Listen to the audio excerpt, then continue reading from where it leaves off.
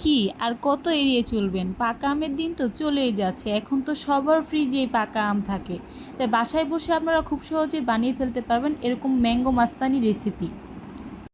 এটা খেতে এত মজার যে একবার খেয়ে আমার মনে হচ্ছে এখনও আমার জিভে লেগে আছে। আর আমার হাসব্যান্ড তো বারবার খেতে চাইছে আমার কাছ থেকে।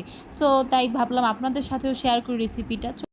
চলুন শুরু করা যাক। প্রথমেই আমি ২ টা আম নিয়ে ছোট, ছোট করে টুকরো করে কেটে ব্লেন্ডারে জারে দিয়ে দিয়েছি। তারপর এখানে পরিমাণ মতো চিনি এবং দুধ অ্যাড করে দিয়েছি।